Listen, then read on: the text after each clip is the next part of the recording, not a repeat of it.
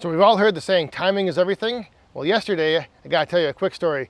Something pretty crazy happened. The plan was in the afternoon, Amanda and I were gonna come back here and split some firewood, which we're gonna do now in this video. But my parents had called and they were gonna be in town. They stopped by. So we were hanging out over by the fire pit, just enjoying the afternoon. And Amanda and I both noticed one of these treetops, all of a sudden just came crashing down. And there was a slight breeze yesterday, a little bit of a wind. So we came back here and let me show you what happened. So there is the branch that broke off of this tree. And where did that branch land? Right on, pretty much on the splitter. So if we would have been back here splitting wood, there's a good chance that one of us, either Amanda or I, would have been on this side, either loading up some rounds or at the front of the table taking the splits off and putting them in the bucket of the tractor. And this is a pretty good sized branch. If that would have came down, I'm not sure we would have had much warning. With the splitter running, we probably wouldn't have heard it fall from way up there. And it landed, like I said, right. Whoever would have been running the splitter, either Amanda or I, would have probably been all right, but the other person, there's a very good chance we would have been hit by this branch. So the big wood hound up in the sky was looking out for us. And like I said, just the timing of my parents decided to stop over, and we decided not to split any wood yesterday. And thankfully we didn't, because something bad possibly could have happened. All right, so I did end up getting all of the steel put on up on top of this little woodshed here. I got all screwed down, and I did take some silver silicone and squirt it up inside each of the holes that were in the steel. So I did patch those up. Ended up working out pretty good. I just took the gun and put it up in there and gave it a squirt and filled it in. I still got a few more holes to do. So this other little shelter, and it is a little bit sketchy looking just because I just used what I had to build this, and my idea was to be able to use these pallets that I have a whole bunch of, and I just ran on the bottom of this 4x4 post on a cement block. I ran this 2x8 all the way down, and so the pallets just kind of fit and sit right inside there, or right on it. They kind of have that little notch. So the pallets sit on top of that. I do have them screwed down, however. And then the sheets of steel are 12 feet long, so I do have a bit of an overhang, but that's all right because now I can put another pallet on the end here and have that wood covered. I just made some rafters, and then I used the steel to kind of tie it all together. And I had this little board laying around that I just put on the front. Like I said, nothing was really, just all kinds of scraps that I had. I did, however, my measurements on the height of my two posts, I was thinking this would be wider, a wider span, which would make for not as steep of a pitch. So that is a little bit steeper than I maybe would have wanted, but I think it'll work. So that is going to be the what we're going to work on filling today with some oak. I'm going to put all oak, smaller splits for either roadside stand or bundles or selling in here. We're going to do 2 rows. Now I could get 3 rows on this, but I just want to have decent airflow in between each row so these things dry and season as best they can. So I'm not going to pack them in tight and do 3 rows. I'm going to do 2 rows, and then we're going to use the center gap of this pallet right here as our guide and start each row on each side of that gap. So we'll fill this thing up, like I said, 2 rows only, but if we go all the way to the top, it should hold quite a bit. And these pieces right here, this is the size we're going for. This is about my ideal size for selling, as far as either bundles out of the roadside stand, or even just in the winter, people with fireplaces, or whatever use they have. This is about the best size for what I sell. It also helps with these smaller splits. It helps them season a little bit quicker. But yeah, so this is the size split we are going for. Nothing too big, nothing too small, just a nice size stick of firewood.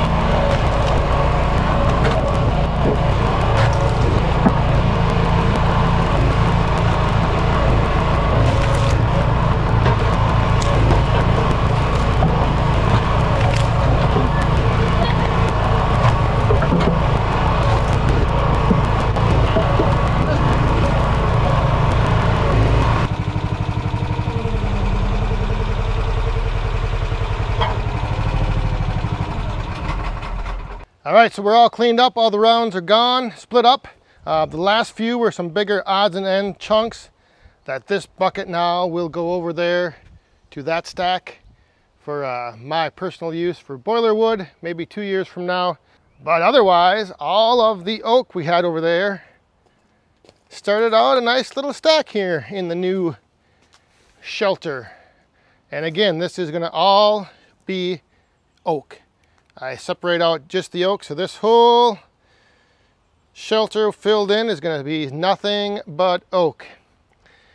And it'll probably be here for a good year or so. Maybe not this coming winter, but the following winter. So 1.5 years I'll give it before I sell it.